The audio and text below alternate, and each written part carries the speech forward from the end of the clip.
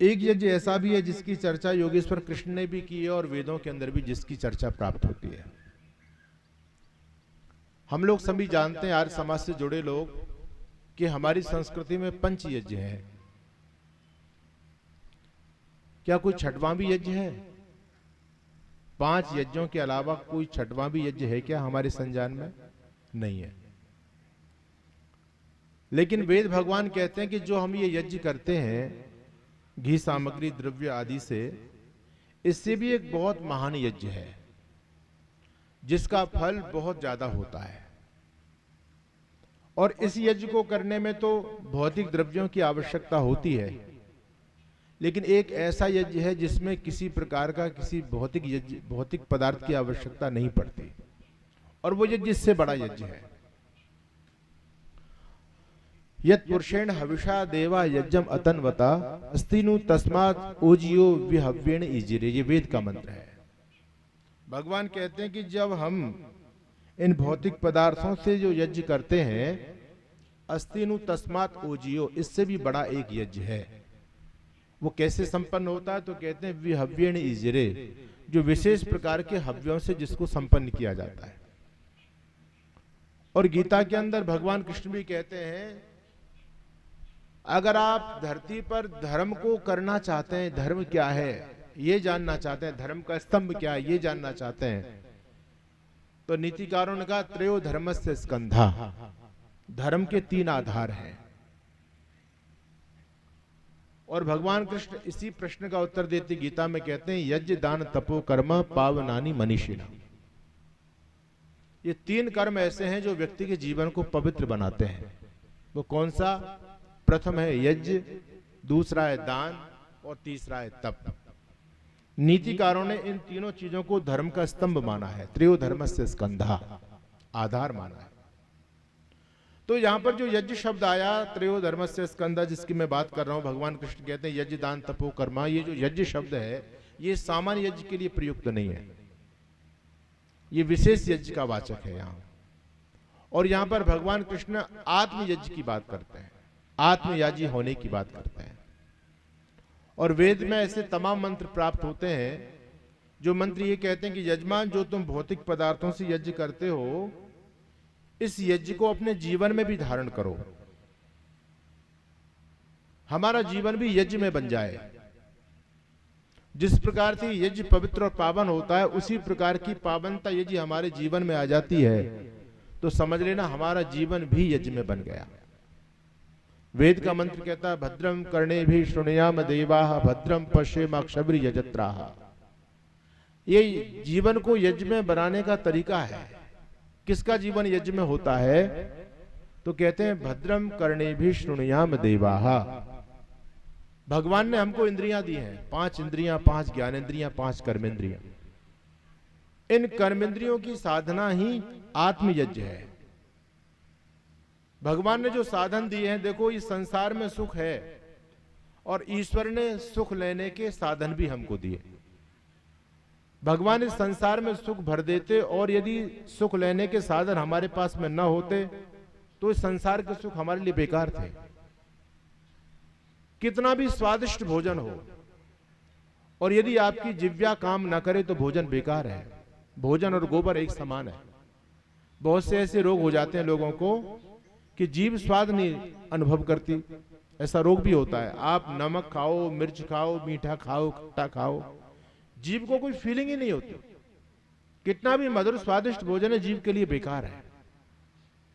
अच्छा, संसार कितना रंग बिरंगा, बहुत सुंदर सुंदर झरने, बहुत अच्छे अच्छे पहाड़, सब कुछ है, और यदि आंख भगवान ना देते तो इनका कोई औचित्य था क्या? संगीत में बड़ा रस होता है, जब गाते हैं ना तो इतना लोग झूम जाते हैं संगीत सुन करके। तो भगवान ने जहां पर संगीत में आनंद भर दिया, वहां आनंद लेने का साधन ये कर्ण इंद्रिया भी हमको दी है। भगवान ने जहां संसार में रूप के दृष्टि से जहां संसार में सौंदर्य भरा है, वहां उस सौंदर्य का लाभ लेने के लिए भगवान ने हमको आंख भी दी है। भगवान ने जहां संसार के भौतिक पदार्थों में जो रस भरा है, उस रस का आनंद लेने के लिए भगवान ने हमको रसना भी दी है। जितने भी हमारी इंद्रियां हैं, ये भगवान ने हमको सुख लेने के लिए ही दी है। लेकिन बंधुओं, इन इंद्रियों से सुख भी मिलता है और दुख भी मिलता है। शंकराचार्य से लोगों ने पूछा कि दुनिया में मनुष्य का शत्रु क्या है, तो आचार्य शंकर कहते हैं निजिंद्रियाणी। मनुष्य की इंद्रियां ही व्यक्ति का सबसे बड़े शत्रु होती हैं। और फिर किसी ने प्रश्न किया कि मनुष्य का मित्र क्या है, तो आचार्य कहते हैं तान्येव मित्राणि जितानि यानि, के शत्रुवः सन्ति निजिंद्रियाणि तान्येव मित्राणि जितानि यानि। यानी व्यक्ति का सबसे बड़ा शत्रु उसकी इंद्रियां ही है और व्यक्ति की सबसे बड़ी मित्र भी उसकी इंद्रियां ही है। बोले कैसे? कहते हैं जब इंद्रियां कंट्रोल से बाहर हो जाएं तो ये दुश्मन हो जाती हैं, और इंद्रियां जब तक नियंत्रण में रहती हैं तब तक मित्र का काम करती हैं। इन आंखों से हम संसार को देखें, अच्छे पवित्र भाव से देखें, तो ये आंखें हमको सम्मान भी दिलाती हैं। और यदि इन आंखों में गंदगी आ जाए, आंखों में वासना जागृत हो जाए, आप किसी को गलत दृष्टि से देखें, तो ये आंखें व्यक्ति को पिटवा भी देती हैं। वाणी के द्वारा जब व्यक्ति मधुर बोलता है तो फूल जैसे झड़ते हैं, लोग वाह वाह करते हैं। लेकिन ये वाणी कभी कभी पिटवाने का भी माध्यम बन जाती है। हमारे उपदेशक सुनाते हैं कि एक भिखारी भोजन भिक्षा लेने के लिए गया, घर में दस्तक दी, भवती भिक्षाम देही। एक माँ अंदर से भिक्षा लेकर के आई और कहता माँ मुझे भोजन करा दो, मुझे बहुत भूख लगी है। तो माँ ने उसको कच्चा राशन दे दिया कि भोजन तो मेरे पास उपलब्ध नहीं है, तुझे ज्यादा भूख लगी है तो तू यहाँ भोजन बना ले। उसने दाल चावल मिर्च मसाले उसको दे दिए और उसने 4 ईंट लेकर के और पतीला लेकर के और वहीं नीचे लकड़ी लगा करके सुलगा करके आग और खिचड़ी पकानी शुरू कर दी। खिचड़ी पकने में टाइम लगता है। उसने कहा चलो 4 बात इस माथ से भी कर लेता हूं। तो उसने कहा माँ, ये जो तेरे आंगन में जो भैंस बंधी है, भैंस बहुत मोटी तगड़ी भैंस है, बड़ी अच्छी भैंस है, तो बहुत महंगी होगी। उसने कहा हाँ भैंस तो बहुत महंगी है, अच्छा दूध देती है। लेकिन उसने कहा देख ये भैंस तो तेरी अभी तो ठीक है निकल जाती है, तेरा दरवाजा घर का बहुत छोटा है, दरवाजा छोटा, भैंस बहुत तगड़ी है। अगर ये भैंस मर गई तो इस दरवाजे से भैंस को निकालना बड़ा कठिन हो जाएगा। तो बुढ़िया ने कहा तेरा दिमाग खराब है, तू भिक्षा लेने आया लेक्चर देने आया, अपना काम कर, भोजन बना अपना। कोई बात नहीं, बुढ़िया ने उसको नेग्लेक्ट कर दिया, उपेक्षित कर दिया। थोड़ी देर बाद उसकी पुत्र वधू निकली घर से बाहर, तो उसने पूछी माँ ये कौन है? उसने कहा बेटा ये मेरी पुत्र वधू है।